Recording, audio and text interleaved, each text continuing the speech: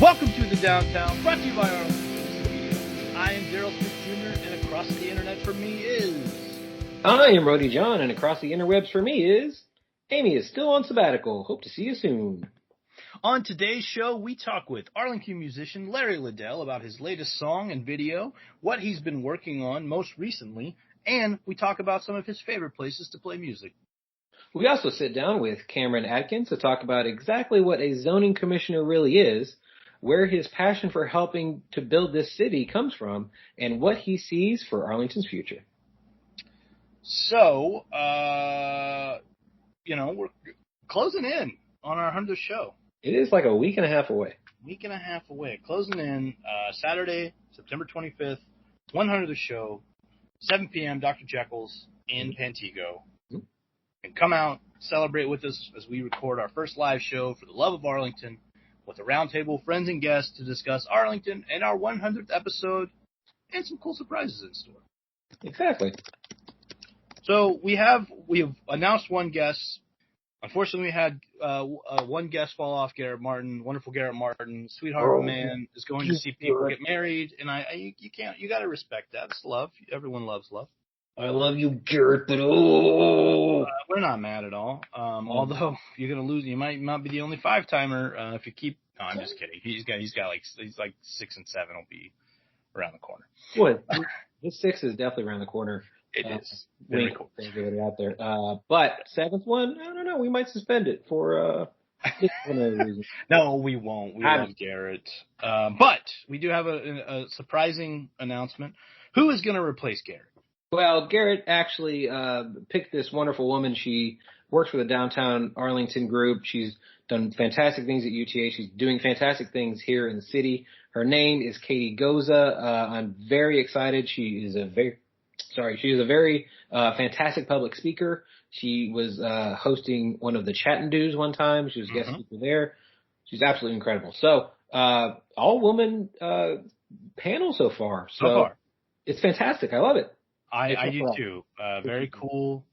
But obviously Dr. Barbara Odom Wesley will be there. Now joining us will be Katie. Also, at the end of the night, a little rock show by the band Frio Trio. Oh, they're so good. I can't wait to see them live. Very fun group of guys, very fun songs. I'm excited to see them in kind of their home base because, that's kind of what Jekyll's is, and I love it. They're almost a house band for Jekyll's, but they try not to be. I agree. So, anything else you want to say about our 100th show before we move on?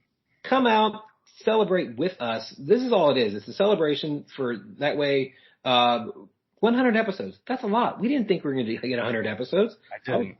Surprised after we hit a year, and now we're 2.5 years in. Jeez. So, come out, celebrate with us. We'd love to see you. For the city of Arlington, because it's for the love of Arlington. But yeah, come out, celebrate with us, and we'll celebrate with you, because we get to rock out with some Frio Trio afterwards.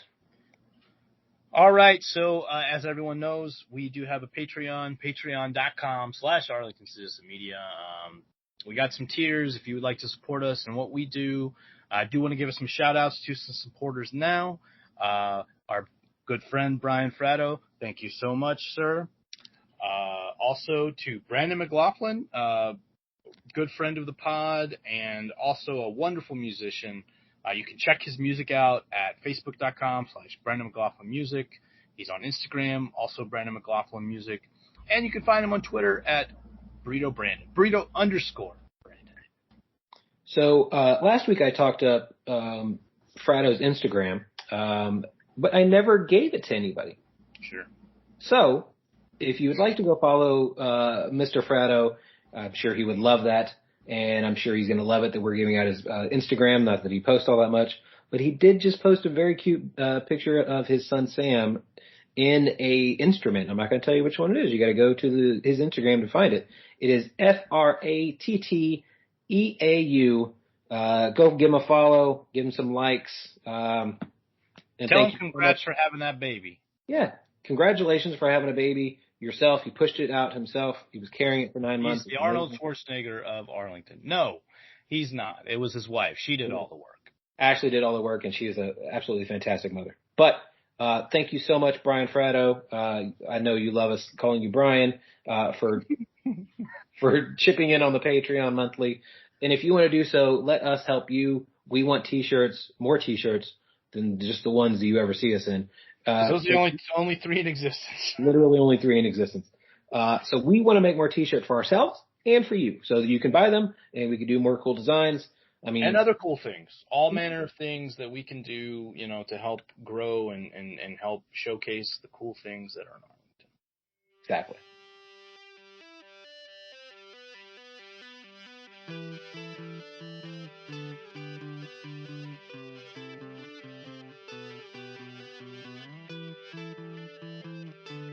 We are here with local legend and musician Larry Ladale. How are you today, Larry?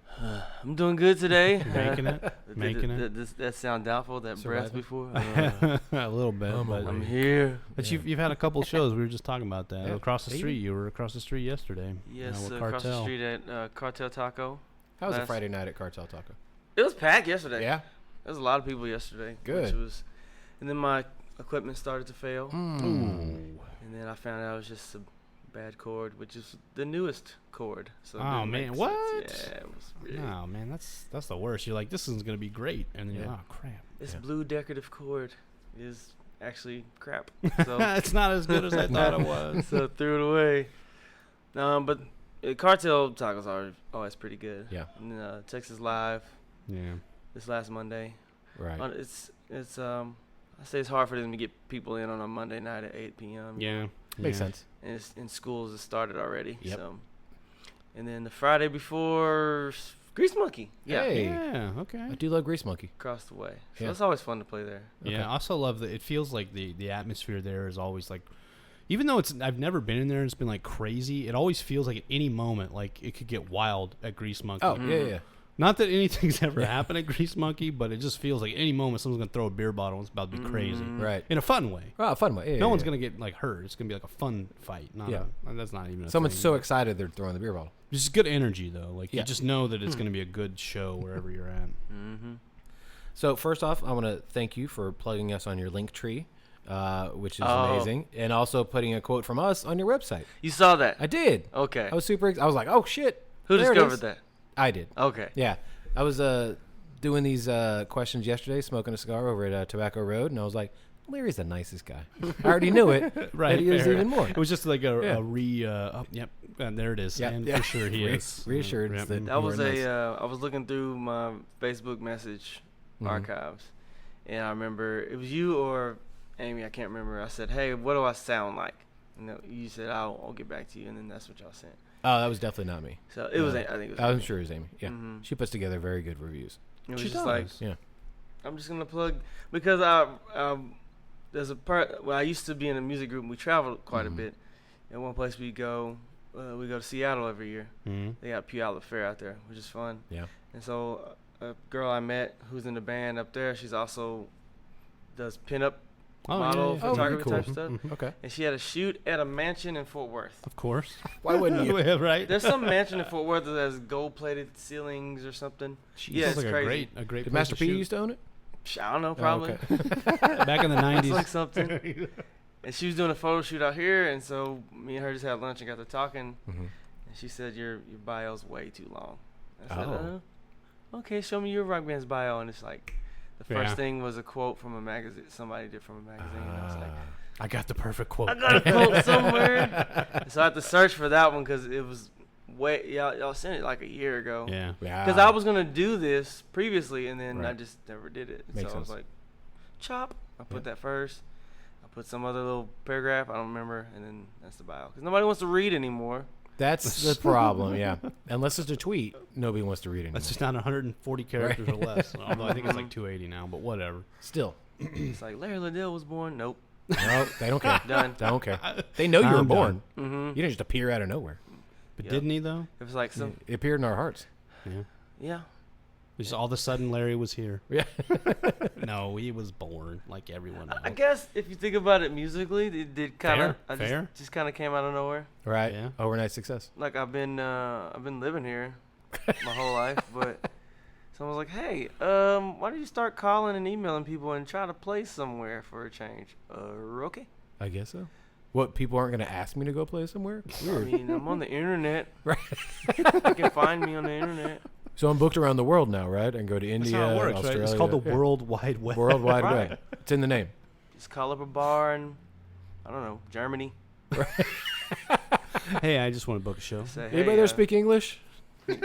you free next week? You're going to fly me out, right? Is that how it's going to work? Oh, okay. All right. Well, thanks. You're going to pay me $9,000? That's amazing. Wow, That's so good. I cool. wish it was that easy. Yeah. Don't we all? Right? Yeah, no joke. So you've stayed busy not only performing live, but creating new music. What have you been up to since we last talked? Well, I got like 3 songs in the works, and they're all different. Like one of them is this hard rock, Oh. That sounds punk cool. rock thing that Okay. I don't think anybody's.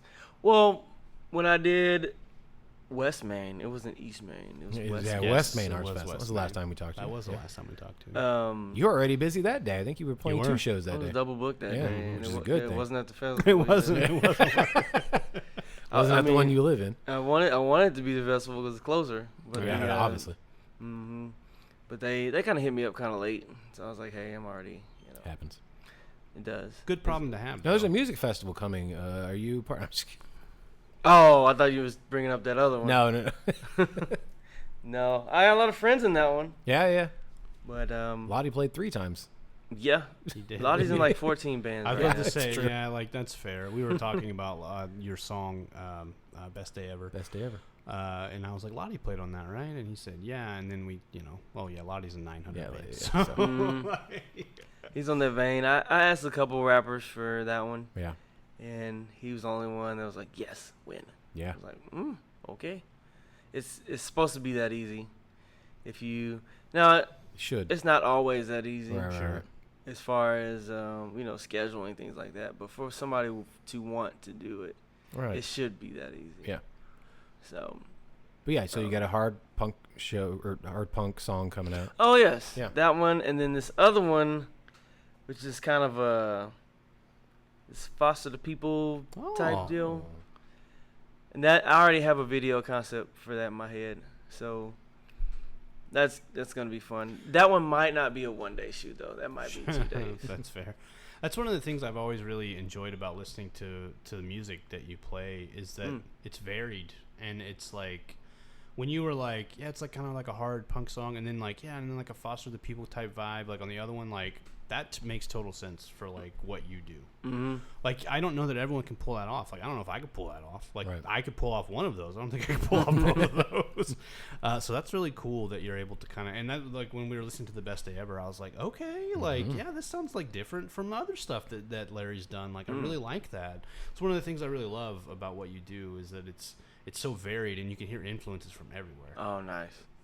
And that's the goal really, because especially when you're in this industry, they're like, well, what genre are you? They want to Yeah, they they wanna pigeonhole you. Yep. they want to put you somewhere. And some of it's they want you to pigeonhole you from marketing, and they want to kind of put you in this. They want it to be as tangible as possible, and other people want it to be tangible as like understood.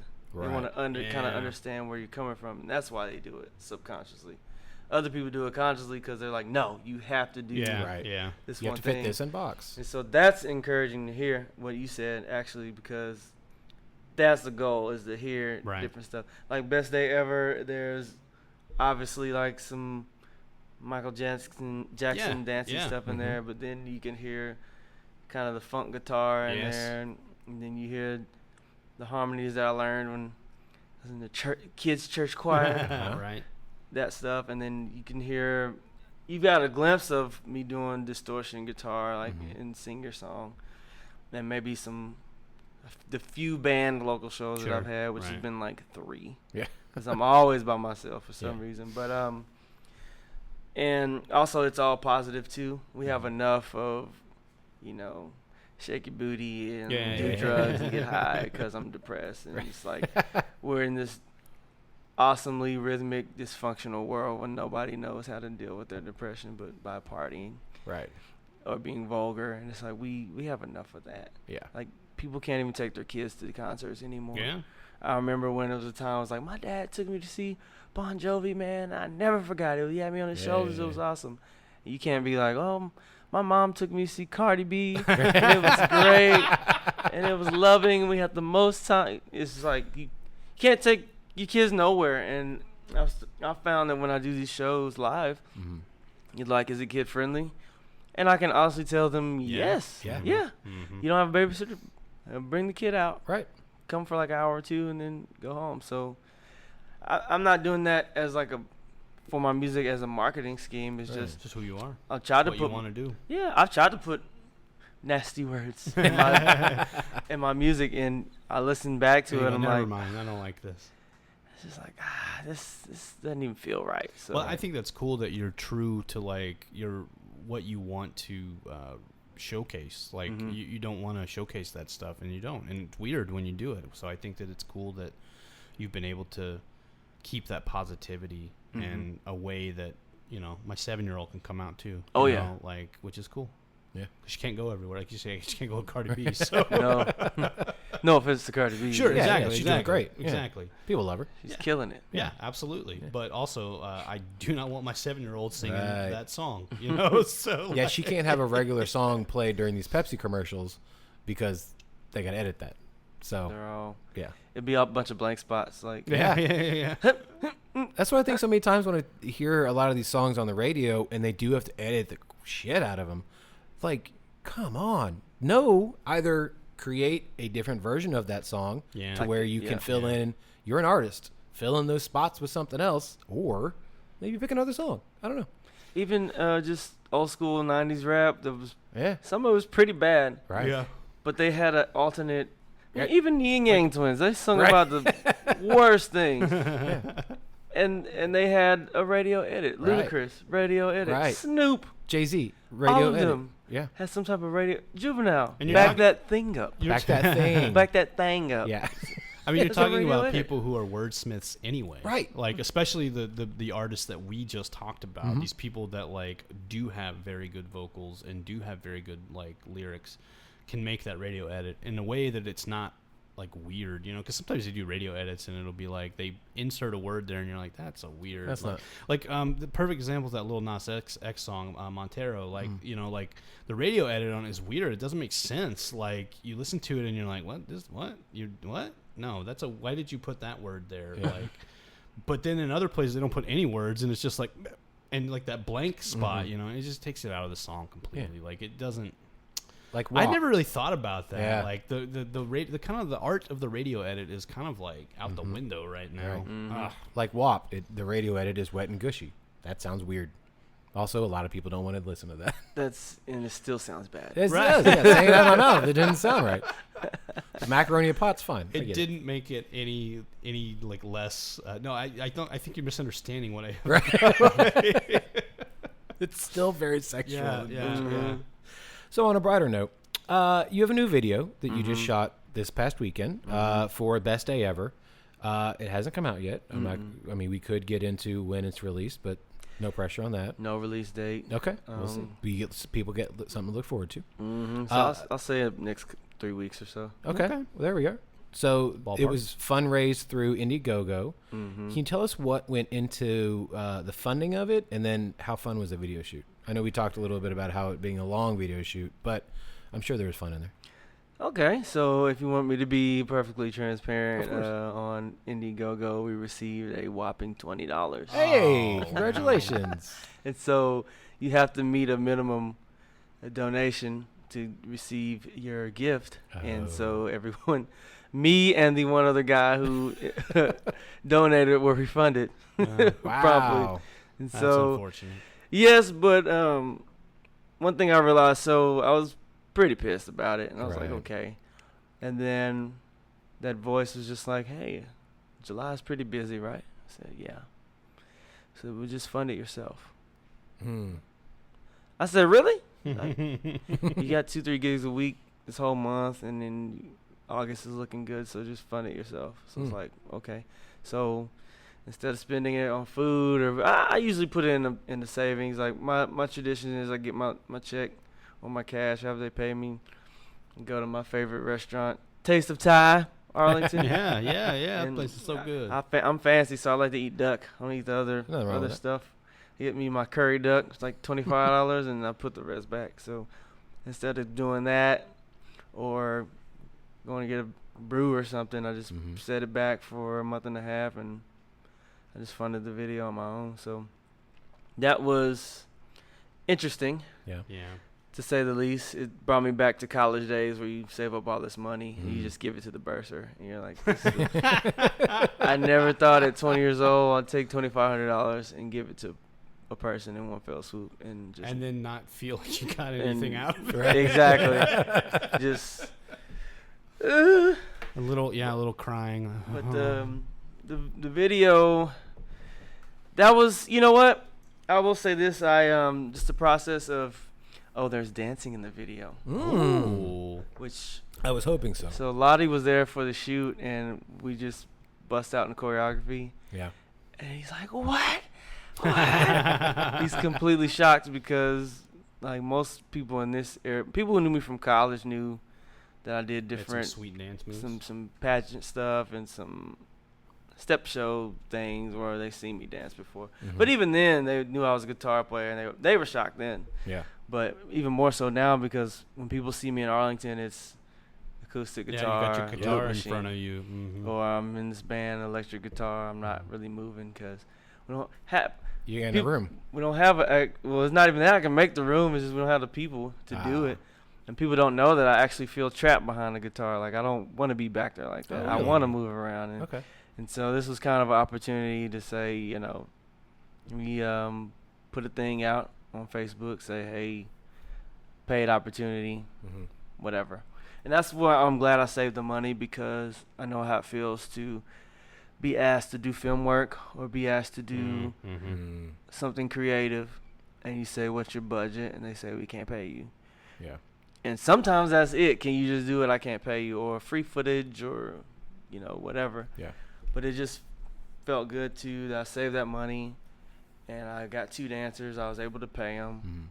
I was able to pay the video guy. I was able to pay some of the extras, and to pay for catering, and I pretty much funded my own birthday party, because my birthday was which was weird, because it was like, dude, Taco Cabana, how much? 75 Cane's chicken tenders, how much? I'm gonna have to write all this crap off. I'm spending so much. But last Saturday actually was my birthday, Well, happy belated happy birthday. belated Yeah. birthday. and so everything, I don't know, man, it just came together. Like, it's almost like the funding wasn't supposed to work out. 'Cause Right. in my head, I wanted to shoot the video at the end of July, Mm-hmm. but nobody donated, so it's like, well, dang, what am I gonna do? And so, as I saved the money, I looked on the calendar. What day am I gonna shoot it? My birthday fell on a Saturday. Like, perfect. And then there's a line in the song that said, "Did I mention it's my birthday? I got money in the bank, and I just got paid." So it's like, I guess this is just It's perfect ki- yeah. time. Yeah. It's supposed to happen Kismet, this man. way. So The universe spoke to you. So yeah. Oh, and to answer your other question, the shooting the video was fun. Yeah. It was A long. lot of work. A lot of just It's for me, like, doing that stuff is like a lot of hurry up and wait. Like, you do something Yeah. and then you just kind of got to chill out till they're ready. And so one of the dancers was late, so we're like, well, we're at the skate park at Vandergrift. Okay. And so, like, let's just get some skaters doing some B-roll. We had to catch some skaters that was there, because the multitude of skaters and BMXers that we invited, none of them showed up. Oh. Actually, none of them came. And so we're at the skate park, like, what are we going to do? This is supposed to be kind of a big part of the video. Some skaters showed up and were like, you want to be in the video? I said, yeah, what do we get? Well, there's breakfast. And if you sign this talent release agreement, which I did have for the video. That's good. And I said, if you send me your email, I'll send you the footage of what you do. That's another part of, not to be long-winded, but No. I mean, it's a podcast. You're good. that was another part of what felt good about this, is because not only was I able to pay people, Yeah. I have an account on IMDb, and I subscribe to change my own stuff, because I've Gotcha. done some independent film work before, Yeah. and really I just paid the $20 to make it look how I want it to look, and then Right. cancel the subscription. So I go to cancel the subscription, and that God's voice came back. It was like, might need that later. I was like, whatever. And I go to try to cancel it anyway, and it's like, hey, you have to, you know how they say you have to contact them like so many days before. Yeah. It was too late. Ah. And so I was going to get charged again. I was like, well, I have to have another month. So within that month, I figured out that you could credit folks on IMDb for the projects you do with the subscription. Which I think I might be on there now because of Pele. I'm not sure. Oh. But I know other people through Pele Wrestling can be a part of IMDb. But yeah. So that's a good selling point for the video. It's Yeah. hey, I can credit you for stunt work or dance work. Yeah. Or even though the guy who donated got his money back, I'm going to contact him. You're basically an associate producer. Yeah, you that's gave cool. money to produce. I get to give myself an executive producer. Yeah. Right? Yeah. The kid. It was actually a teenager who I was contacting to get the skaters there. Mm-hmm. He was gonna get a producer credit, but none of his people showed up. Not no more. So Sorry. Missed out on that one. But I just felt like, even to the point where I was angered into having to fund my own project, Right. it turned into, well, you might as well be able to give something back. So Yeah. to give somebody, get them to start a IMDb, what do you call it, profile, pretty Right. much. Because somebody did that for me a long time ago. I was an extra. I didn't even know that was possible. I looked my name up, and I'm on IMDb as Did like you get to pick your own picture? customer number 2. I put my picture up. Well, there. Okay. yeah, because I was gonna say because like Wikipedia, they always use like the worst pictures No, somehow. you actually have to. You can go on Google and claim your likeness. Ah, okay. And once you claim your likeness, then Google's like, hey, screenshot this, send me that to prove that you are who you say you are. Huh. And they review it, and then it's yours. So I did that for Google. If you Google me on there and it shows all my SoundCloud and Facebook and all that, I actually contacted them and said, this is who I am, this is what genre I want you to put. And then they said they make you prove it all, and then it's you. Yeah, you're right there. Yeah, picture and everything. So I didn't have to Thanks, bribe that them or guy. nothing. Website, YouTube, very nice. Yeah. Now the search results, I'm not sure about that one. That one kind of happened. Like House of Blues comes up. I was about to say House of Blues is like the 5th or 6th one down here. Yeah, which I think's cool. Above your Yeah, Twitter. for sure. I don't use Twitter like that anyway. Yeah, So. Twitter or Snapchat, I'm not on it that Probably much. should. So you're on the TikTok though. I have a profile. No, I'm just kidding. Like once a month, I put something on. Maybe I should pay attention to this. Man, I it's. bet he's a TikTok star.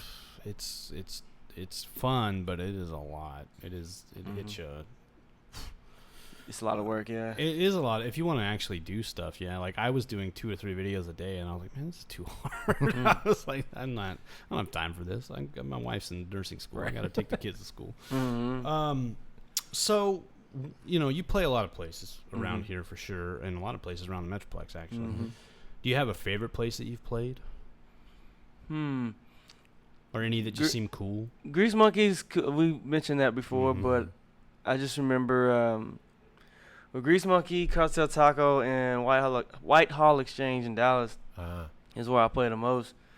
And that's where I played the most through 2020 when everything was kind of, shutting down and venues weren't really open. Right.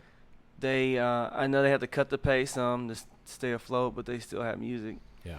And that's one thing they didn't get rid of, which if you think about it now, it's kind of surprising, but it's also maybe a foresight that the owner saw, which is pretty intuitive if you think about it now everything being open again. But I like those 3, but Grease Monkey it's just like you said earlier, something about that place. Well, first, the burgers are really good. Yeah. And outside of Ebb and Flow, Deep Ellum, who they're really going to start doing music in their Plano location. They're not really doing it in the Deep Ellum anymore. But those are the first 2 places I played where I didn't have to lie about the food. It's like, come eat, the food's good. And I'm like, I don't know.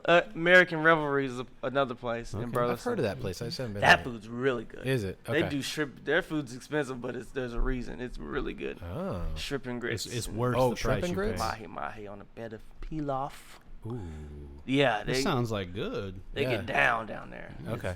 So In Burleson? Mm-hmm. Okay. It's really good. I'm gonna check it out. Do you have any places like on a bucket list that you'd like to play, like anywhere around here that you haven't played yet that you really want to? I like to play Tipsy Oak. Okay. I've never Okay. I've never played there. I don't see how that would be too hard. I mean, you'd be surprised. People Okay. have their own thing going Yeah, sometimes, and fair. so they know who I am. I haven't been booked there yet. So. Okay. Bucket list? I don't know. I played the House of Blues. That was Yeah, how was Yeah. that? okay. So I've gotten multiple experiences from there. So Gotcha. the first time I played was right before the shutdown. And so it wasn't a whole lot of people there, but I didn't care because it's the House of Blues. Yeah. So I was like, man, this is great. The second time I played is when Abbott opened everything again. Yeah. And the night I'm supposed to play there is when he's like, we're shutting it back down again. So Mm. that night. And so like 5 people came. And I think a bunch of people were going to show that night. But Yeah. he was Yeah. like, stay in the house again. I made a mistake. And they're like, okay. Everybody did it. And like 5 people showed up.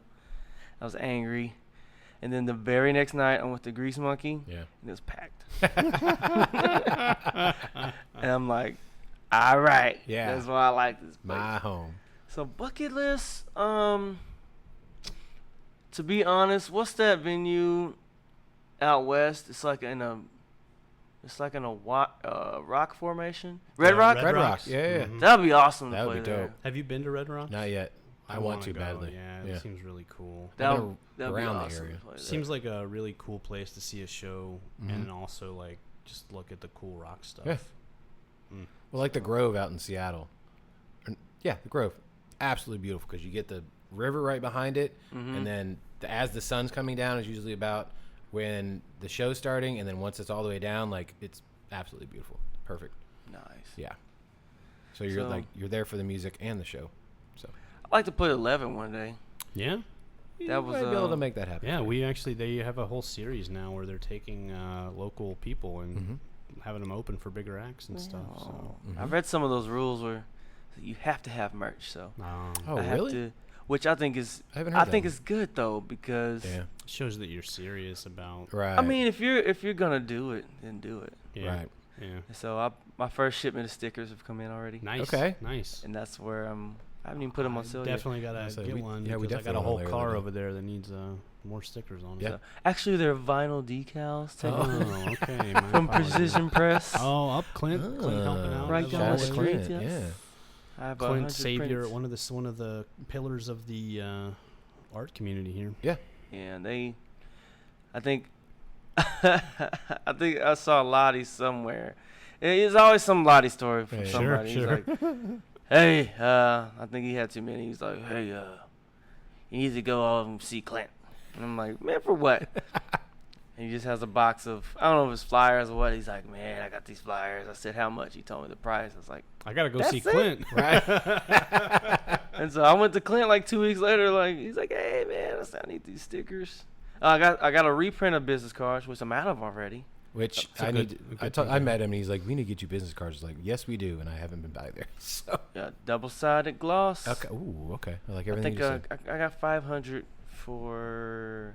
I don't even think it was $100. I don't remember. It's a pretty good deal. Well, I know where I'm going. Yeah. Okay. And then the stickers, which are like I said, they're actual vinyl decals. Yeah, yeah. And he had to chop them up. I think those for $100, those were like 60 or 70 maybe. Man, Which if you sell them at $3 a pop, then you make your you money can back. definitely make your money back. Yeah. And I don't remember the dimensions. They were 2 or 3 inches. Yeah. They weren't too small, but yeah. I mean, I've done it other places, and it cost me more to get less. So Right. Yeah, Yeah. agreed. Precision Press. Yeah.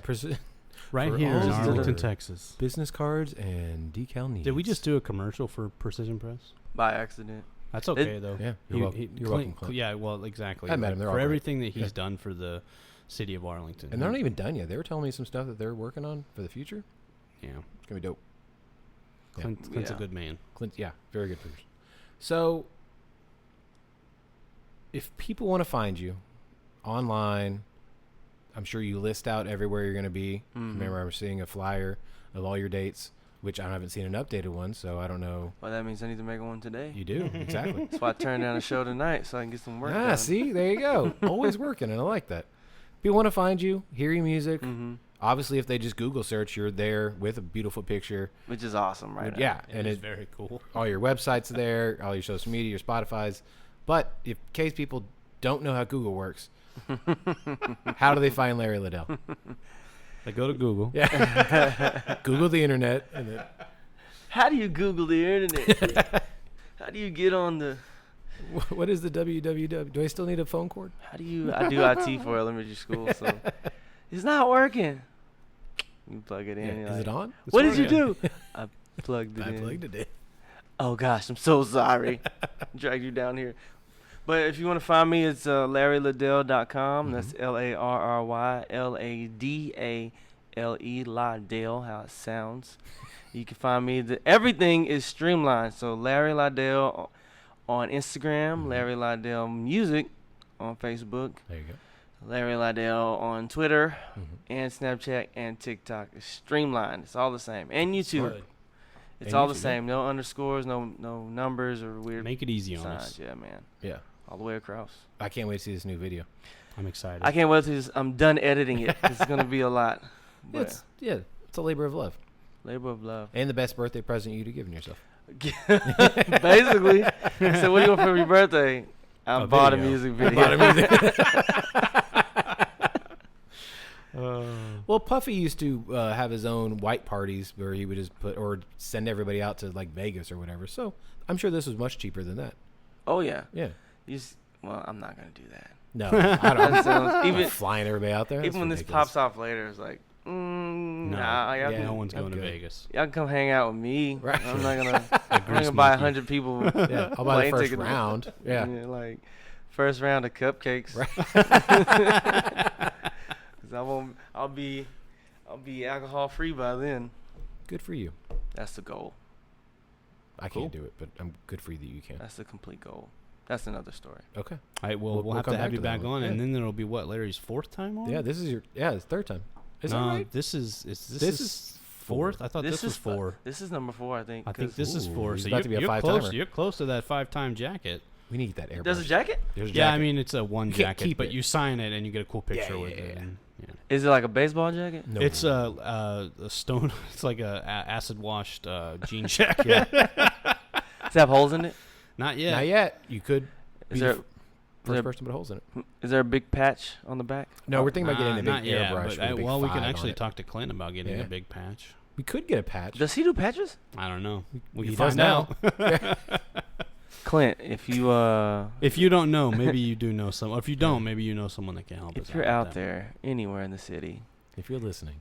striking He's distance of gonna our run voice, up right now. Like, hey guys, I heard you guys talking about me. we need you to get another machine so you can make some patches out Yeah. here. We've got at least one that we know of.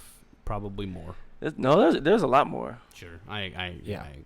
There's a lot of people want patches. Yeah, patches are cool, man. Yeah. I love patches. I used to have patches all over my Me jacket. too. And, A but jean not anymore. jacket exactly calls for a patch for sure. It's true. But yeah. Patches galore.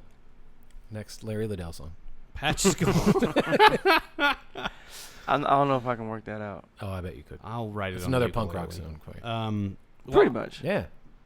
Well, thank you so much for coming out at Union Works and coming out with us, and look forward to the video. Look forward to seeing you around town. Yeah. Live again. Yeah.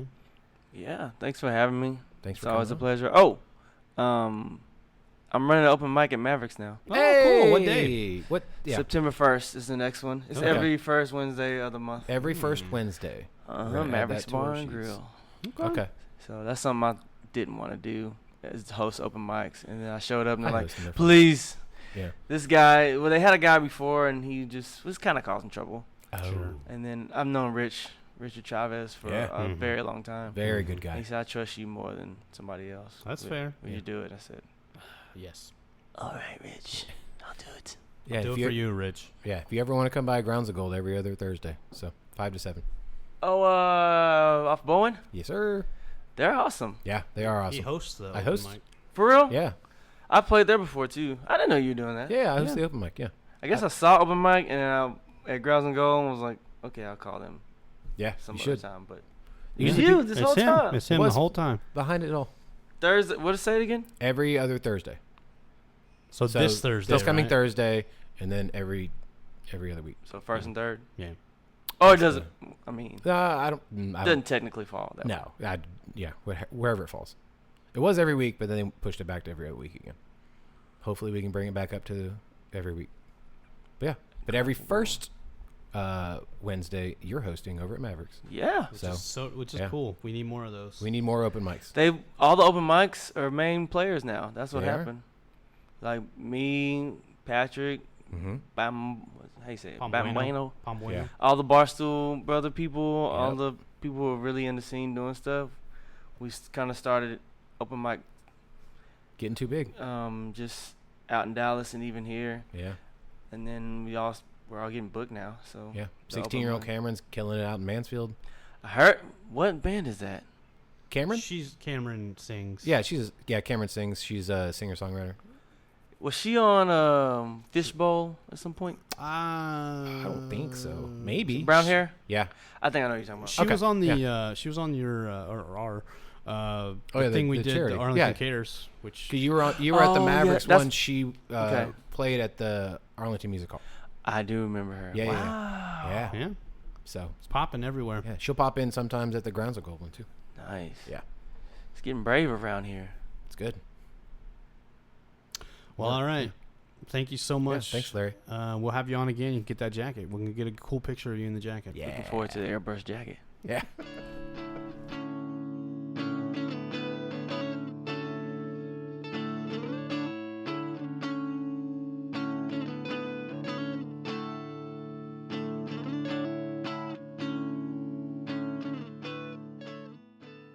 I am here with Cameron Atkins, the Planning and Zoning Commissioner. How are you today, sir?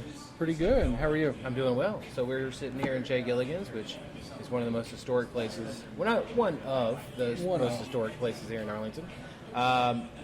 So what exactly does a Planning and Zoning Commissioner do? Great question. So, Planning and Zoning Commissioner is we are appointed by City Council and the Mayor, and we are kind of the first line of, I guess, defense or screening process Right. as development comes through. So you'll see your gas wells come through us, Right. special use permits. You'll see rezoning cases or development cases. Anything that's doesn't have to go through just normal city staff. Yeah. It's up for approval, and so city staff gets their hands on stuff before it comes to us. Yeah. They present the case. We either vote or deny or ask for a continuance. And so we are at the first line of just we'll recommend a vote of approval or denial by city council. So they go to us, then they go to city council, Right. and then they have to go to the city council and the mayor Okay. twice before either approval or denial. Right. And then technically, sometimes when it goes through us, if we vote against it, sometimes that's a hard stop right there. Yeah. They can then take that and go before city council, and they has to go through other checks and balances. Right. But kind of like we first line of defense, Like a gatekeeper. gatekeeper. Yeah. Yeah. That's a funny way of saying it, but no, it's just the succession of, I guess, hierarchy Right. of development and zoning Right. here in Arlington. And so we have two big challenges or charges that we're asked to do, especially in rezoning or anything like that. Is this the best use of that land? Right. So there's question number one. And question number two, if it's like a planning and development case where they show us the site plan and all that, is the site plan the best use or best for this use? Right. So you'll see cases where people want to change the zoning to build housing, or they want to change zoning to do commercial space or industrial. So we got to think, okay, is that the best use of the land? Right. Okay, there's our first charge. Our second charge is, okay, now is this design the best? We're not in the business of designing. Right. So we're not worried about necessarily the tiles on the inside and the color schemes and how many so- bathrooms they have. Yeah. Right. But we're more concerned about sometimes the architectural aspects outside, sometimes the material the buildings are made out of or have on the outside, anywhere from roof lines, landscaping, the impact of runoff water, Right. traffic, and does it fit the surrounding area? Yeah. So all these questions that we have to ask, and then comb through what the developer's proposing. And so, gas wells, we got to look at that. Yeah. Special use permits. There's a lot of cases that we're going to operate a certain type of business.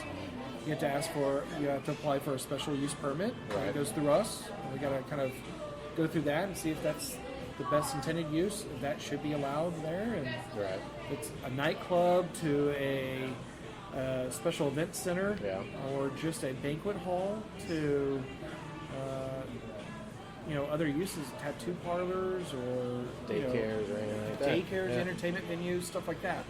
So it's just a whole slew of stuff that can be processed through the Right. SUP process. Yeah. So just one of many things that we look at and go from there. Very nice. So After the census numbers come in, Arlington will have far more than 400,000 people living in it. With more people coming and the growth in residential and commercial real estate, could you touch on the growth of both of those things? well, as we all know, there is a huge demand for residential growth. Obviously. And housing. That being said, and residents need services. Services live in industrial or commercial zoning or property, and so what we're seeing right now is housing market's hot. Single family, we don't have enough of. Multifamily, we can't build enough of. And everybody wants to live in North Texas. Right. Arlington's poised, location-wise, geographically, in a great location. It's always going to create demand. We're in close proximity to the airport. We're really close to downtown Fort Worth and downtown Dallas, two huge commercial, financial, and technology centers in our region. And then we have UTA. Huge driver of economic growth. Yep. And just education and business commerce, actually. And then we have the industrial district. That is pretty big. Yeah. And that's a huge driver of business. So people want to be close to where they work. So that creates all this demand. And so we see a lot of demand for housing. Commercial, we're seeing a shift as some brick and mortar stores are no longer retail. They're shifting as online becomes more and more of our daily lives. We're seeing a shift to that, but we still need demand for housing. Through this last year and a half, we've seen the shift of what office space looks like, or how does it work, or maybe the volume that it works for some businesses. Right. So we're seeing a shift in that, but it's still in high demand. It's just sometimes the right type of office space, and sometimes we don't have enough of the different types of office space. Of course. Industrial is probably one of the hottest tickets in town. The industrial real estate component is something that's red hot. You see warehouses, centers where they distribute all the goods. And because of the proximity of DFW to the rest of the country, DFW is going to continue to grow as a hub for goods and services to distribute. You see a lot of centers relocating from other big industrial areas to DFW. That's why you see these outlying areas. These warehouses are getting bigger and bigger. Also in those sectors, you see data centers. Data centers are all over the region. And so these investors and companies are looking to build data centers to run all our online activities and purchasing and just management. And so that needs space. And so we're seeing a lot of that in the region. And so that creates a lot of opportunity for Arlington. Because of the location, the number of people, and all the components that we have that make up the city. So we see that. That's what's really driving the demand. Money's cheap right now, so that helps. Jobs are still being created in DFW, so that helps the housing, and that creates more of the demand on services and stuff like that. So that's what's growing the demand. Now, what was the second part of your question? So, if you could touch on how, just about how the boom in general of residential and the commercial real estate right now. So, just the boom is really driven sometimes by numbers. You have investors that want to buy a piece of land and it costs X amount. In order to get a ROI, a rate of return on that, they have to put so many doorknobs on that. So if you're buying a piece of land and you want to put single family homes, which was what we all want to see, those homes may be on excess of 750,000. Yep. More than what we see in Viridian. Yep. Closer together than Viridian without all the amenities. Right. Who's going to pay that? So then it challenges investors. Or developers that have investors. They want to get the best ROI for their money, and it's just a ripple effect. So you go into maybe a little denser, but density isn't necessarily a bad thing. But how do you get more return on your investment? Right. And so in residential, it's doorknobs, it's people. If it's a rental market, more people renting on a piece of land, generates more revenue. Right. If it's for sale, well, it takes so much to buy a piece of property and develop it, and then build it, and then you got to get your ROI to sell off those individual pieces. If it's townhome, single family, and so that creates that cost, threshold. And then, if you have factors like a university or entertainment district that have a higher flow of people, sometimes that creates a higher demand where you can get more people in. Yeah. So, that will drive what's allowed, on sometimes the density or what the numbers support, the demographic support of what that piece of land can support on density. Right. You're not going to put, a high density something, in West Arlington on the corner of Arkansas and Bowen. Right.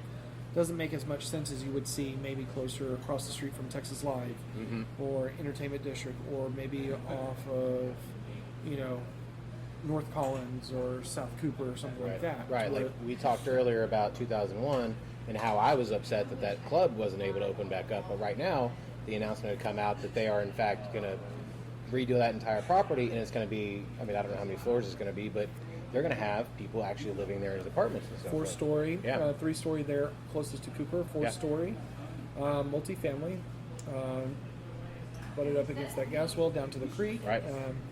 And so recently we did kind of like a Cooper study. Okay. The city did a Cooper study and had input from citizens, property owners, business owners, and they kind of vision, okay, where do we want to see Cooper going in the next 30 years? Right. It's not where we've come from, it's now where we're going. And so kind of where all that, they broke down Cooper in different sections, starting at downtown, going through UTA, down to Pioneer down to, I think, like Mayfield or something, and then down further south. And so the demands and services needed or desired by what's current and what we see, we created this vision. The city created the vision with input from citizens and stakeholders and experts of what would drive some of these and how do we get there, what can be done now. We have different stages of the process. What can be done now, midterm and long term. Right. And so a lot of that was commerce. A lot of that was different types of housing. Yeah. And so, for a property like that, that's a key landmark for a lot of people that go down Cooper and coming out from California. And so that sat vacant for over a decade. Well over a decade, yeah. And so you now have developers that want to put multifamily there, and so input from surrounding community members and property owners. That might be the first piece that really starts that transition and transformation of that whole corridor. Yeah. Because we're at a point now in Arlington, as we're landlocked.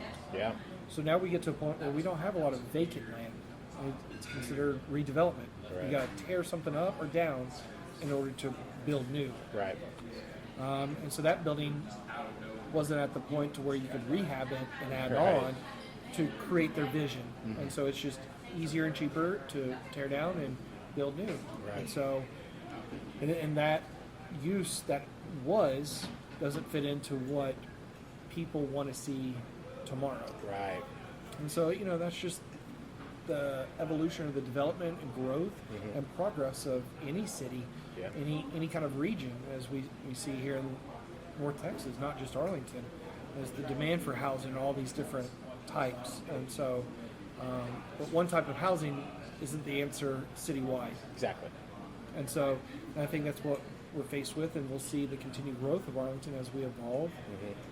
Back when we were formed many, many years ago, little small, 600 square foot homes, 800 square foot homes, 2-bedroom, 1 bath, no running water. We're not building that anymore. No, why would you? Yeah, right. But we have a variety of different housing, but we have a demand that requires more housing in a whole different spectrum, not just single family. Right. And what does single family look like today? To you and I, it may look like, 3.5, bedrooms and 2 baths, and that half bedroom is an office, and white picket fence for our 2.6 kids, right. and a pool in the background, an always freshly manicured yard, Of course. And 30 feet apart from our neighbors. Yeah. That's ideal, right? And so some people don't want that. Some people don't want yards. Some people don't want the maintenance. They rather have a townhome. Yeah. We see that being built downtown right now. There's proposals for different types of housing that we see in different parts of this region, where they're close together, single-family detached homes, but they're for rent. Right. 2-car garage, 18 to 2,500 square feet. The homes are 3 to 5 feet apart. Yeah. They have a small little private backyard, but and very shallow driveways. But that's what some people want. Yep. It's not for everybody. It's Right. not best for citywide. Yeah. And so you have demands there, and so that trickles down into our commercial. Our commercial is just where are we going? Where are the trends and everything? Where's the market driving this? Can we build? Can we duplicate what we currently have? Yeah. Yeah, but is that working? What do we need and what will we need? Okay, how do we create that and encourage that? And Right. so, there's a lot of efforts going on right now to look at our development codes and our ordinances to encourage development, redevelopment, Right. and maybe streamline the process for small businesses to come in and operate Right. and open up, which it's a trickle-down effect. You have businesses that attracts more people, more housing, and all those businesses need services, and so more industrial services, and so it's just this ecosystem, and how do we balance it all? Right. And so what we're seeing right now is, housing-wise, we see commercial property that's been vacant 40, 50 years. Yeah. People are getting it rezoned and going to multifamily, senior housing. Senior housing is red hot right now. Downtown, we see student housing. Yeah. We see apartments and single family citywide. The demand for it's everywhere. Yep. And that's just the region. So, that's what we're seeing, maybe the rezoning or the redefining some of these zones that we have, these land zones in Arlington that allow for newer stuff that we have that wasn't around when we last put together Right. our UDC. And so, that's the challenges that we're going in, and that's what we're facing. Those are the trends Yeah. that we're kind of seeing right now. And so, I don't see any end in sight for that No. in the foreseeable future. But 5 years, 10 years, it could change. But Of course. next couple of years, I personally don't see that really changing or letting up. Yeah. Now, you had talked about Cooper, so when my dad was growing up, he grew up in Grand Prairie, he said Cooper Street was that street that you kind of it was a drag, so you just drive up and down it, and everybody was saying hi to each other and all that. And as we were growing up, you grew up in North Arlington, I grew up in South Arlington. For me, it was the Parks Mall. There was a bunch of stuff, further south on 20, but once you go further up Cooper, it leads you up to the university and then over by the stadiums and all that. So we're seeing a lot of places on Cooper getting facelifts. So like Randall Mill and Cooper is getting a facelift. Right now, Pioneer and Cooper is getting a facelift. We're seeing the same thing further south, like you said, with California, and even further south, probably even after that. So what can we look forward to when it comes to these facelifts? I know it's just not just Cooper. There's other spots in the city that are kind of getting that facelift, whether it be the new coat of paint or just new places coming in. Because a lot of places did go vacant, or they were just, not run out of business, but they didn't work. Well, you see, so you have the cycle of property. You go through these stages, these life stages of property. So, commercial property, you'll have a shopping center. For example, one of the newest ones that's gone through this transformation is Randall Mill and Fielder Plaza. And so you've had a shopping center that's laid there for years, and shops have been in there. They kind of fade. They throw on some new, stone veneer, over time, and that kind of trickles in maybe a new business or two. Right. But eventually, the investor sees the ROI, the rate of return. So they put in this amount of money, they could then ask a higher rent. Right. But at the same time, the surrounding area, the housing is still in hot demand, and so people aren't vacating the area. So there's a demand for that intersection and that to service those citizens. Right. And so you have a grocery store there that I think part of their original lease was like $1 a year, $1 a month, like just to stay as an anchor of that development. Because once they go, it'd be a harder shopping center to sell Right. for potential businesses. We've seen a temporary JJ's was in there. We see Mama's Pizza out front. Yep. Al's Hamburgers, another institution here in Arlington, has relocated. Yeah. From North Green Oaks and Collins to now there. Fielder and Randall Mill. And so they've gone in there, done all new lighting. They've resurfaced the parking lot. They've renovated the whole facade of the whole shopping center. Yeah. And now we see businesses moving in. You have a CVS in there, which has been there for years, and you have some new businesses that are moving in Right. that we haven't seen before. And you're like, oh, okay. I think there's like a massage place, like Hand and Stone, I think, is moving in there, which, that's a chain, but otherwise we haven't seen a lot of chain stuff in there. Right. And so that reinvestment into the property creates more energy and excitement. Right. And so business owners or investors would say, hey, yeah, let's put a business there. And that continues to be a hard corner that a lot of traffic goes into for services and goods that they want. Right. And so that helps revive that and encourage that.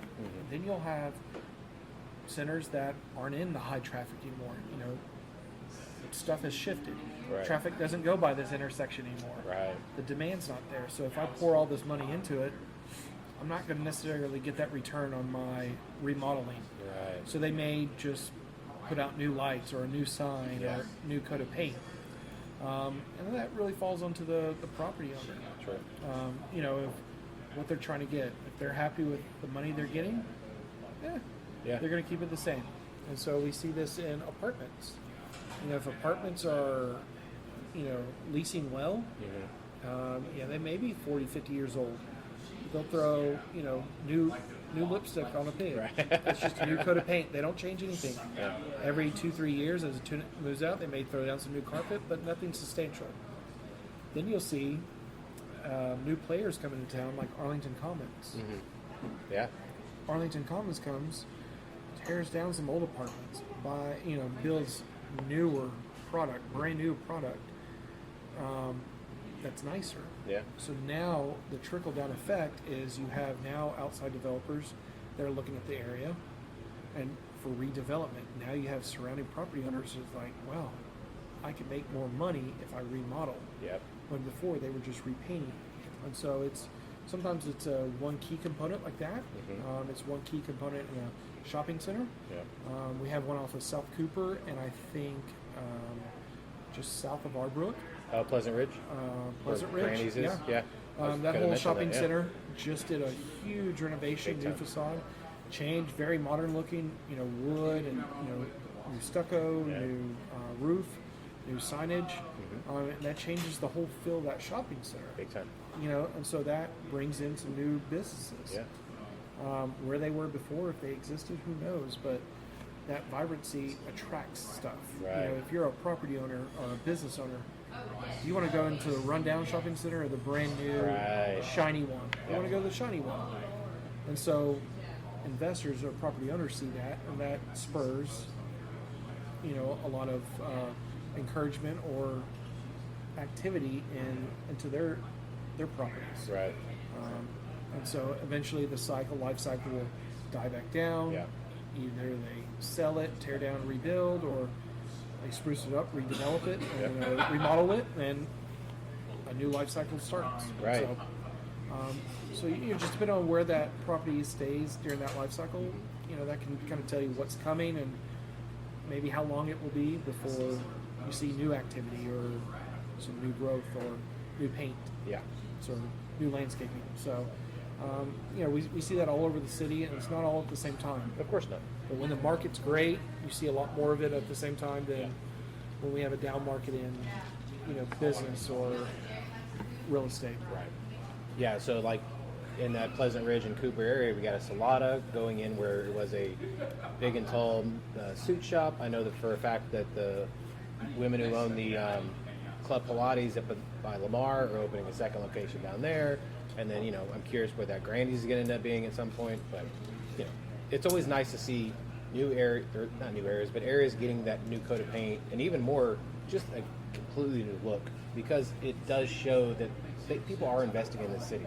Right. It's not just around the stadiums. It's not just Right. by the mall. It's literally where people are going, and again, around the neighborhoods. Because some of these like intersections, like Brandon Mill and Fielder, yeah, it's a busy, big intersection if you look at it, but in the grand scheme of things, it's not a huge intersection.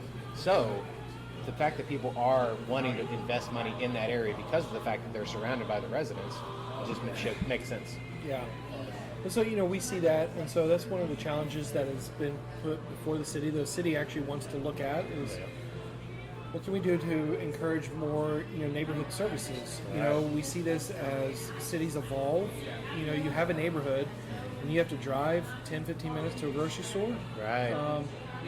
What will encourage, redevelopment or activity at a hard corner where it's zone commercial and there's no building? Because an empty piece of land for tax roll purposes isn't as useful and beneficial to the city as if there's a business operating there. Obviously. And so, but how do you encourage and see the right business thrive and have a lifelong span and use there? Right. Because if there's always turnover, it doesn't benefit the tax rolls nearly as much. Yes. And so, and it doesn't serve the people. Right. And so, there's components of not just near our big commerce city, centers like the Parks Mall, Highlands, Airport, entertainment, and downtown. This is a challenge citywide. Right. But citywide it doesn't look the same. No. And so, and that's just how do we encourage that redevelopment, reinvestment, and livelihood. It's always a challenge for any city, and it's always a charge for anybody in control or in leadership to really examine and chase after. You're right. Because the last thing you or I or anybody that wants to see is for, the livelihood of property go downhill. Yes. We don't want to see vacant houses, vacant office buildings, vacant warehouses. Yeah. That's nothing that we want to see or be around. Right. Yeah. And sometimes that spreads faster than vibrancy. Right. So, and the market actually plays a big role in that as well. It's true. So, Arlington started as a farmland and has clearly grown far past that. What do you see the city looking like in the next 5 to 10 years? 5 to 10 years, there's a lot of potential, a lot of growth for technology. Mm-hmm. I think there's tons of potential with continued relationship building between the university, UTA, and the city, and the private sector, really on that technology front. Engineering as well, just as we go into a whole new era of aerospace. Mm-hmm. There's a lot of growth for the small components of that. Either it's the computers, the technology that the softwares. There's a lot of opportunity for that. Incubators to create new stuff. From the students going to UTA. Yeah. There's so much potential in the students that are there that are yet to come, that will be coming. Yeah. We're over 40,000 students at UTA. That's huge. Yeah. That's huge. A lot of these schools that we think of as bigger schools are actually smaller in population than UTA. And so there's a lot of vibrancy there and potential there. And so downtown is poised to have great retail, great restaurants, great entertainment, and great housing variety of choices, from townhomes to apartments to, single-family homes. I guess for 5-10 years, the entertainment district I see definitely growing. Oh, that's not getting any smaller. That's not going to get smaller as Phase 2 is really starting to take off. Yeah. With you've seen the parking garage across from Texas Live. You're going to have just shy of 900 room hotel over there with a new convention center. I was going to say the bottom floor is going to be the new convention center. That's right. And then the esports stadium is going to take over the rest of where they are now. Potentially, they'll still have the flexibility to use that. Right. And so we're going to have the growth of esports. That's not going away. No. And if you pay attention to anything in the news or the business world, that's going to become an Olympic, an event, a sport. Right. As we threshold into the multi-billion-a-year industry, there's huge potential for that. Yeah. And that plays back into technology and all that. And so that can attract people to come to Arlington and see that industry. Right. And people want to be around that. Industry leaders want to be around that. Yeah. Companies want to be around that. If you have an arena like that, the largest in the country, that's going to attract the eyes more than it already has of the world and within the United States. Right. In 2019, we had the first esports awards in America and in Texas at Arlington. That's right. And of course, they're going to have it again here this year. Yep. Last year, with the pandemic going on, they went all virtual, which makes sense. But this year, again, they will have it back in Arlington, which again is just a massive situation for not only Arlington but America. Absolutely. Yeah. So, with the entertainment district phase 2, you're going to see some more retail and nightlife components. You're going to see some shared workspace. Right. You're going to see some residential components being added to Texas Live area. Okay. And so that's just, what we saw in the stadium and Texas Live. That was the first 1.5 billion of a total of $6 to $7 billion worth of development. Mm-hmm. So that's already changed the game. Yeah. The number of people that are going to come there. So we're going to see new hotels. Mm-hmm. We're going to see businesses starting to relocate headquarters to that area. Right. So that's going to take on a whole new dynamic, which is what we've been positioned to do for the last 30 years in that area. Yeah. It's been a long-term plan. This isn't overnight. Yeah. The infrastructure was laid years ago, in the early 90s and the late 80s, for that to be that. Have the density of downtown Dallas to service that. Right. So the infrastructure doesn't need to be replaced. So we can have vibrancy there that looks different than downtown, that looks different than South Arlington. Our population growth is all in Southeast Arlington. Yeah.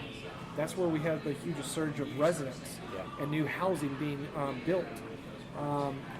We see with the completion of Center Street, Arlington Airport is on the cusp of some huge growth. Yeah. Just with new commerce, new industrial commerce, new commercial commerce, just development all around.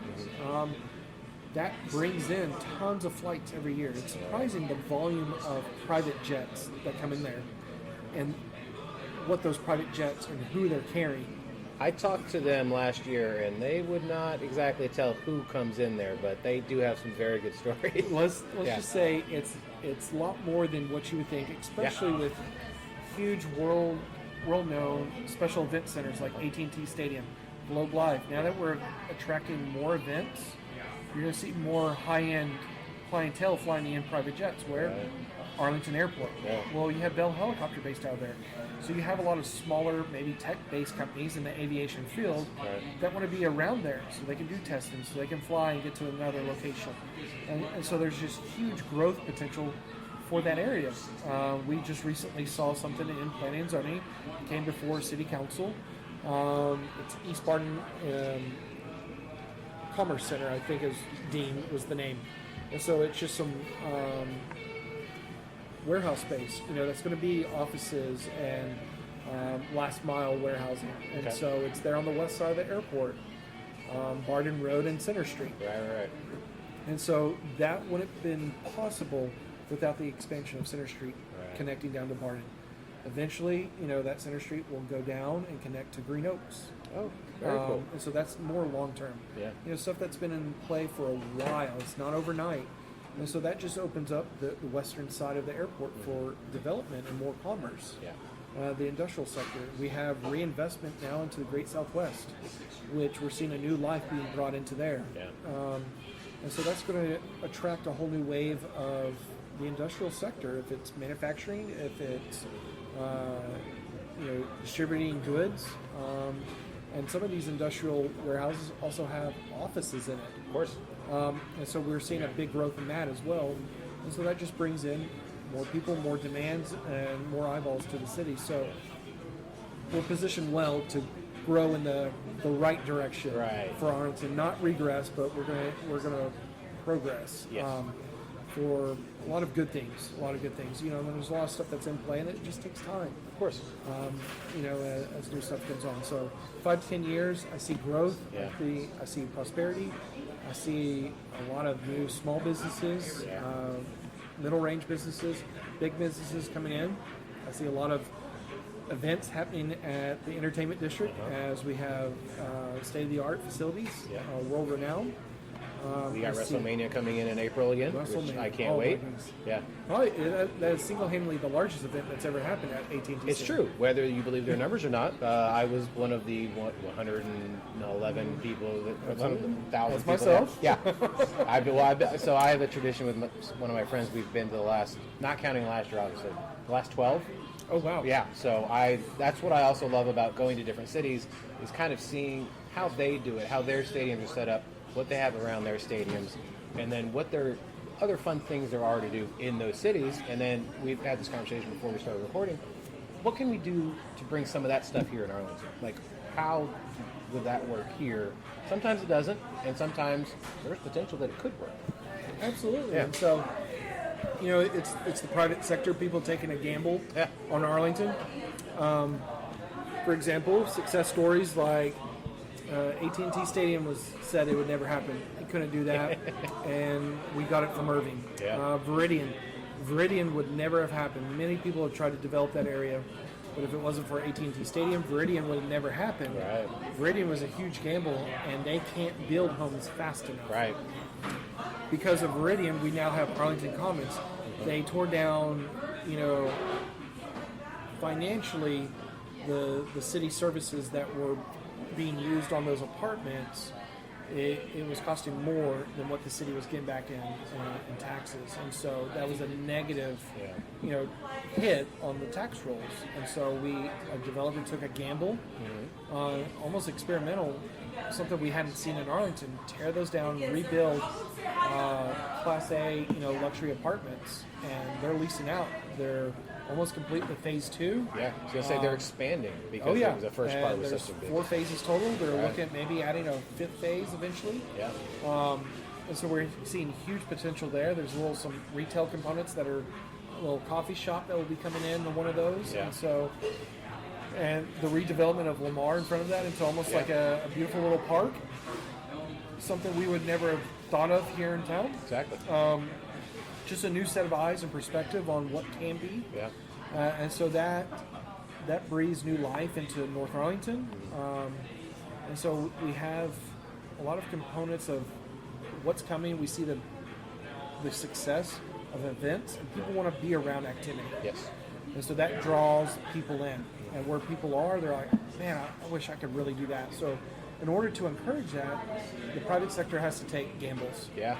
As citizens, we can get involved. We can stay engaged. We stay in the know. If it's serving on boards and commissions with the city, if it's just staying involved and connected with your local officials, or, taking ownership in our parks and helping maintain those and, encouraging and giving feedback to, local organizations that aren't the city government. Right. Our nonprofits do a heck of a job in our city that help drive sometimes some of this redevelopment. People want to be around some of these organizations. Right.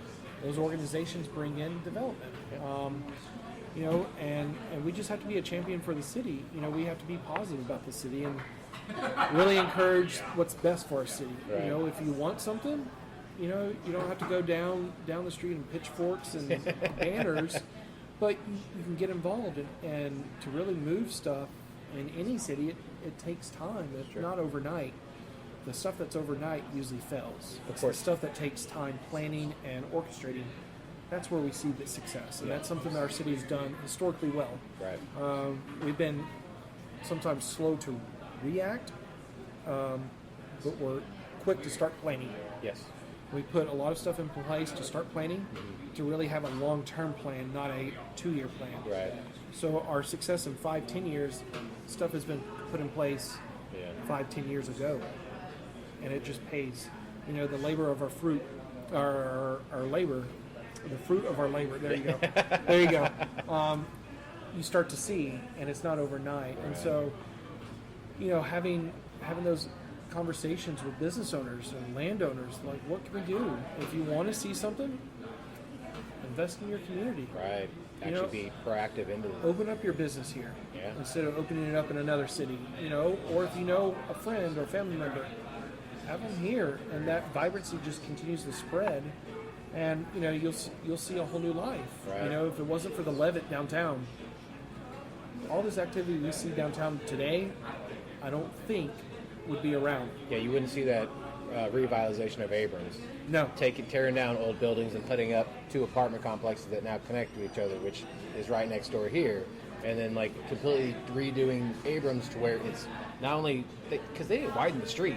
They widened the sidewalks because they want people to come down here. Some sections, we now have sidewalks. Yeah, which you didn't before. Right.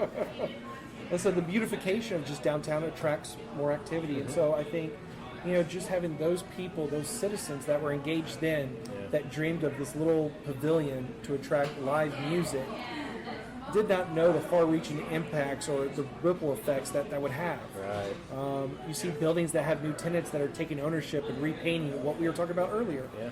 You see J.R. Bentley that, you know, Burned down. Their back is against the wall Yeah. several times, but they keep coming back because people are downtown and they want to continue to go there. Old School. Yeah. How many different businesses was that before? And Old School is probably one of the longest living tenants in that little house. Well, look at Hurtado. They were a literally food truck next to Division. He didn't live in Arlington. Now they moved into a brick and mortar. Not only that, they bought the place next to them, and they're going to open a bar, which is going to be fantastic. And not to mention that his other business is based in Arlington. Yeah. So And he had a pitmaster leave to go to Grand Prairie. I don't know where he exactly is. I want to say it's Grand Prairie to open another barbecue place. That's how successful he's been just off that food truck. And then in the brick and mortar, like that, you can't go by Hurtado on any day and there's not a line outside. Hurtado is a game changer. I think Yeah. you're going to see a lot of people that want to be around that. And so how do we, you know, as citizens, as a city, we need to capture that and not let Hurtado leave. Right, We need to exactly. build upon the success of Hurtado and encourage that, and encourage the next Hurtado, whatever that looks like. The next Roads and Grounds, or the next, you know, Candlelight Inn Empire. Yeah. You know, Candlelight Inn is, you know, that's something that's been around for years, but we have someone that reinvested in that, and so you have a vibrancy of everybody seeing what they're doing. Yeah. That was a citizen that bought that and wouldn't let it die, that redeveloped it.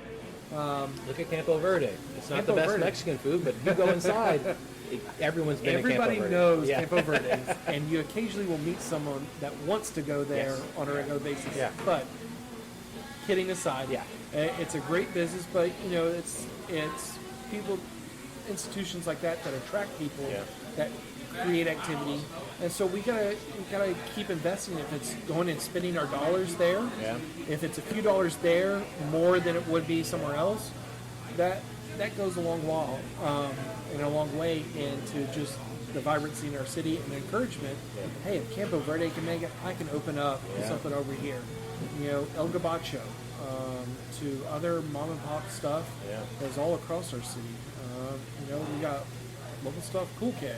Okay, yeah. When Cool Keg and Division Brewery opened up, you're like, what are they doing? Gilligan's is the only thing around here. Now Right. we got Flying Fish, Hooligans, we got Mavericks relocated to downtown. Right. You know, where you're spending your money, other businesses see, and they may want to move.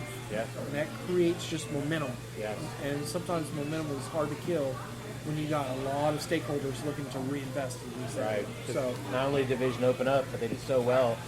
They had fans inside, and they're like, you know what? Let me buy this place behind me. They turn into Growl Records, which they have concerts every weekend, which is fantastic. And from there, Hershey's popped up next to them, and they're even better. They're having people coming in on a regular basis. That place gets packed on the and weekends. before, you know, pandemic, we had Vinyl. Yeah, Truth Vinyl. Truth Vinyl, that was thriving every weekend. You know, a little pocket, little vinyl store that had live music. Yeah. You know, something that we hadn't seen here in town. You know, we have these little creative workspaces. Yeah. We have creative art spaces that Yeah. are popping up. Yeah, And Create Arlington by Mark Jokel. yeah, and so we're seeing a whole new wave that's being fostered in. People have been calling for this for years, Right.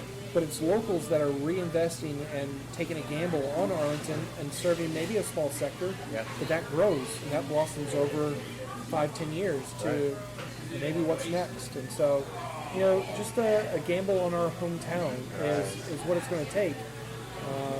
And if we're right, it's going to pay off in big, big ways that generations will, you know, Right. reap the benefits of. Yeah, they won't even know that, you know, a lot of this stuff wasn't even here before. Right, Like, because for them, it's always been there. right. Yeah.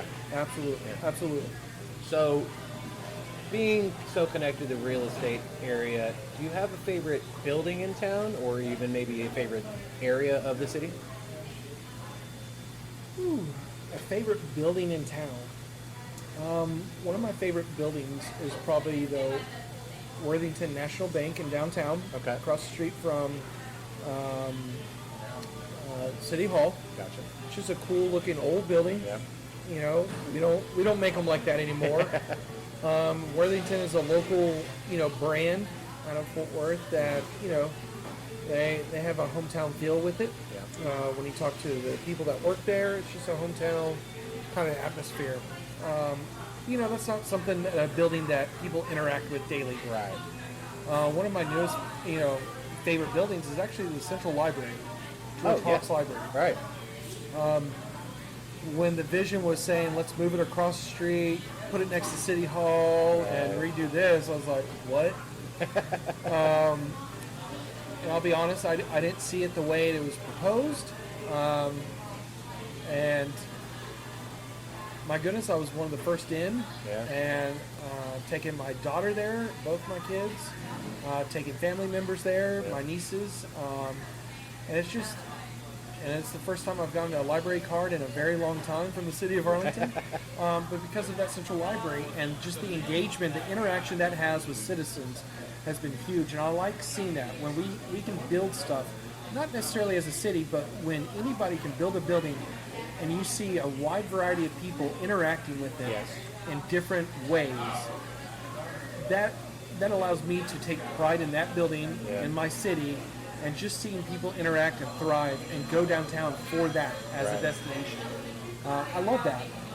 Some other buildings that I love the idea of what's to come with Texas Live. Okay. I am curious what the rest of it does look like, because, I mean, they have, 8-10 places inside of it, and I know they're not even done opening places inside of it. Right. Which I'm like, how? Right. Where are you getting in? And then you have Live by Lowe's next door. Yeah, And which that has at least 6 bars in it. That has space for more, you know, retail or nightlife, Yeah. restaurants or bars. Just the potential and what that could spur. Yeah. I love seeing people come to my town Yes. and enjoy my city. Yeah. No, they don't live here, Yeah. but that's fine. I don't mind playing host. Yeah. I like entertaining. And they do a pretty good job. I've seen a bunch of their other developments, and they're all unique. They're different. Yeah. I like the fact that we took an idea and made it Texas-sized. Right. And people are driving from all over the region just to watch games here. Yep. Something that normally people wouldn't do. You wouldn't go to Grapevine just to watch a Rangers game Right. when they're out of town. Yeah. You wouldn't drive to downtown Dallas to watch the Cowboys when they're out of town. Exactly.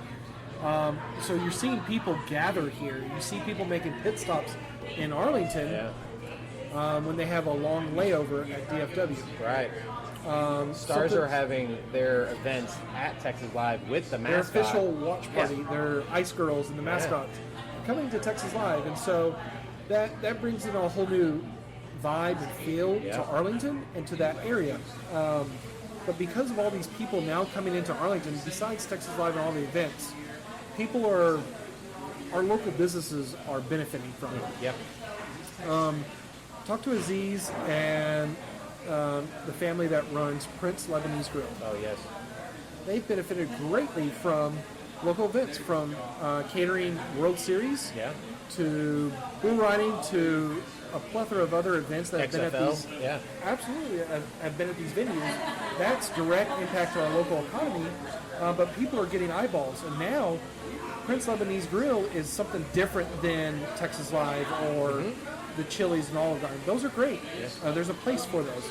But Prince is unique. Yeah. So people make a pit stop to Prince when they have a layover. They delay flights to stop by Prince when they're flying through DFW. Right. Which is crazy to me. If you had told me that, 10, 15 years ago, Yeah. people would be coming to Arlington to stop. I have friends that work in Fort Worth that they take long lunches to go to El Gabacho.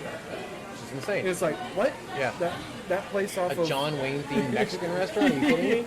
Norwood and Bowen? Like, oh, come on.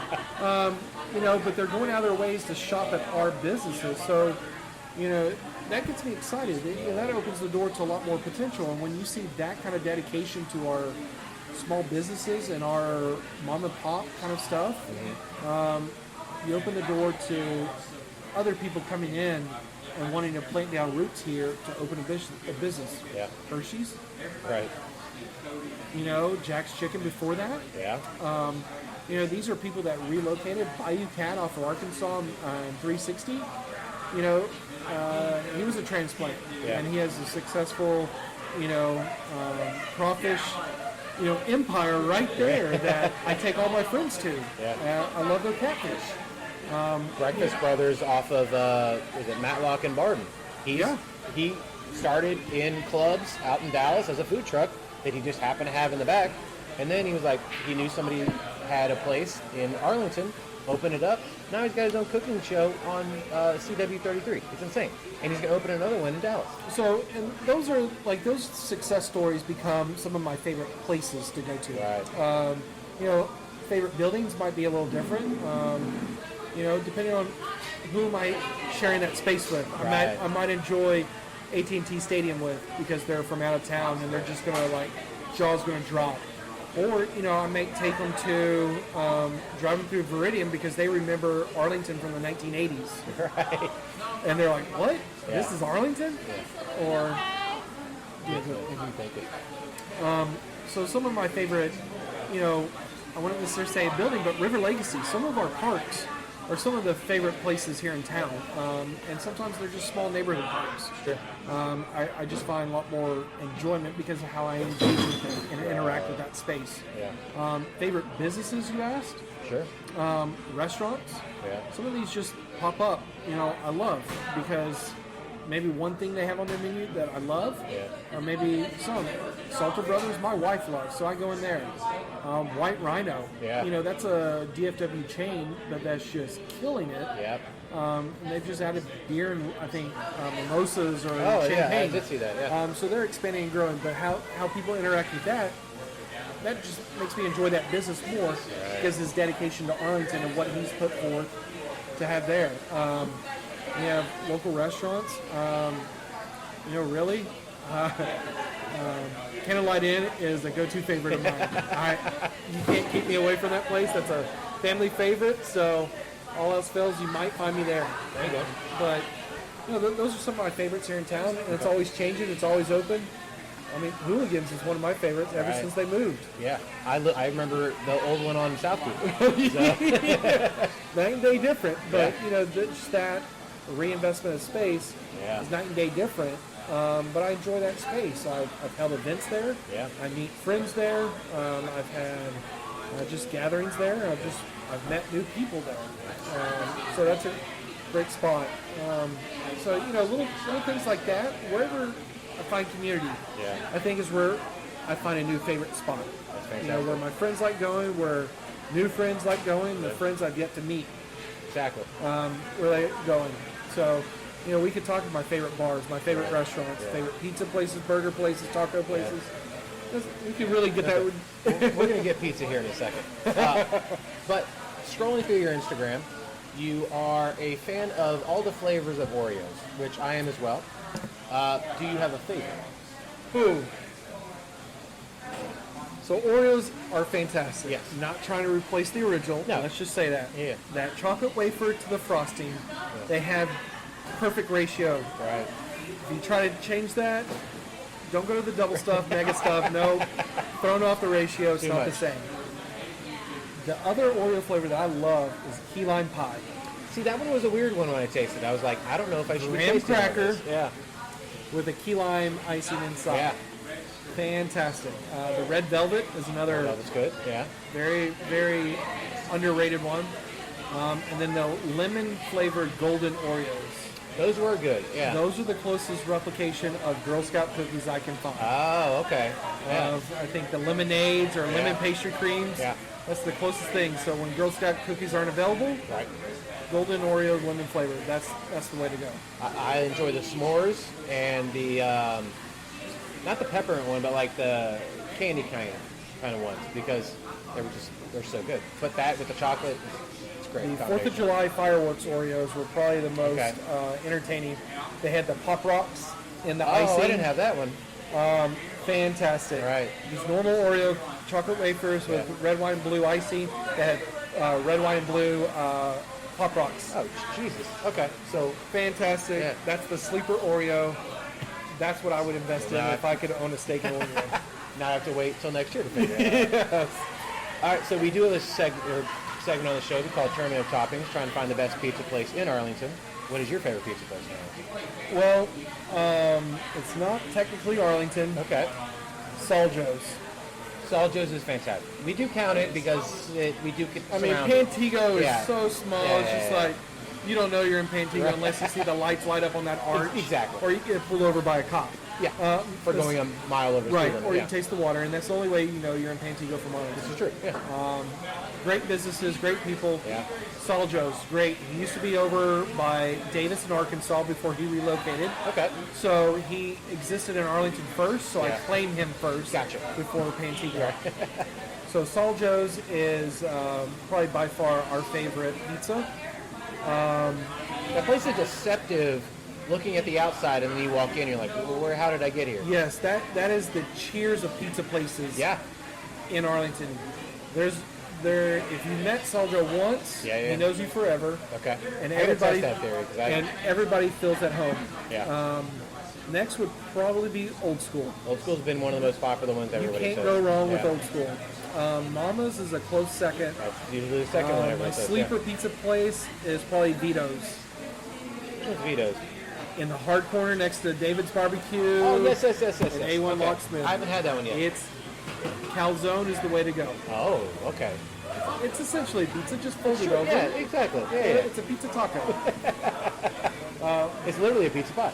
Yeah, it's a pizza pie, and that's the best one. Okay. So, you know what? Ever since Pizza off of Lamar and Davis. Oh, Lamar and Davis? There's an pizza there? Yes, sir. Next to the Kroger. Oh, okay. No, yeah, Beck's Nisa Pizza. Yeah, his dad started the Nisa Pizza on Cooper. Correct. And then he opened that one. Yeah. If we talk about local popularity, hands down, that's the best one. Oh, without a doubt. And that would give a run. Sol Joe's wins more times than not because they're closer. I can walk there, so that makes the decision a lot easier sometimes. That makes sense. Okay, so if people want to find you on social media, obviously talk to you about Oreos on Instagram, or just know a little bit more about what's happening in the city, how can they do so? Well, you can engage with a couple of my social media accounts. Okay. I have Cam Atkins Real Estate. There you go. I also have I Love Arlington, Texas on Instagram and Facebook.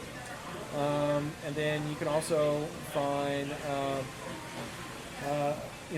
find me on Instagram, Facebook, just under Cam Atkins. There you go. So I post a lot of stuff on different facets, and so I love it all. I love engaging with people that love the city, that have questions about the city, and definitely how can people get involved. Right. I have tons of opportunities I love to share with people that fits their desires, their needs, their interests, and definitely I think with that interest that anybody has in the city or interest of learning, we can definitely work together, learn more about the city to make it better for the next 5, 10, 25, 100 years, and definitely become a better dream city and a city for all, and a city that really leads this region and state and becomes really an attraction more than it is now for the entire country. Right. I believe so too. Well, Cam, thank you so much for your time, and we look forward to talking to you in the future. All right, absolutely. Thank you. Thank you.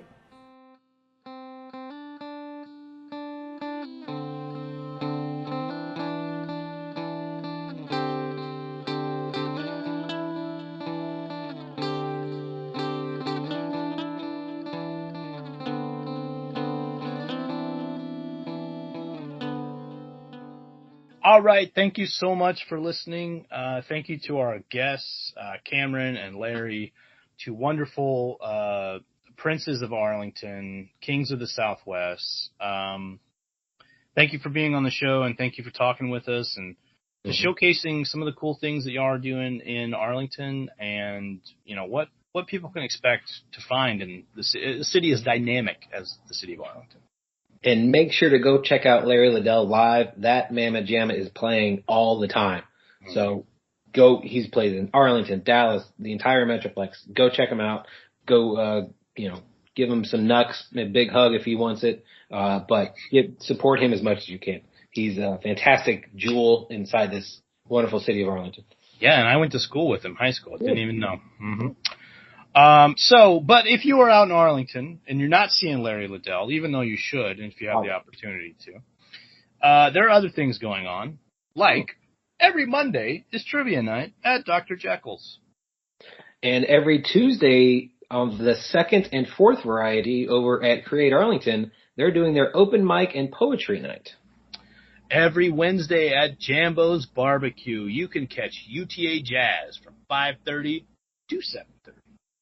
And then after you've already got a nice base of barbecue in your stomach, go fill it up with beer over at Division and then play some trivia every Wednesday night from 7 to 9 p.m.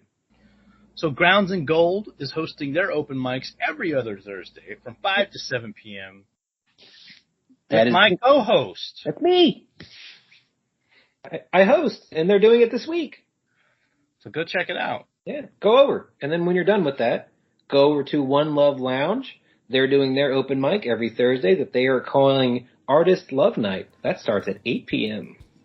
And every first and third Friday, you can head over to Inclusion Coffee in downtown Arlington and check out their open mic night. Coffee and tunes.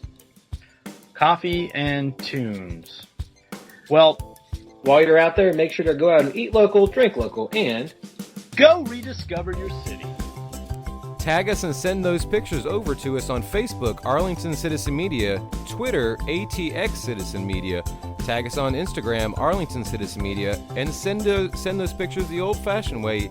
Email arlingtoncitizenmedia@gmail.com. Also go to our website, www.arlingtoncitizenmedia.com.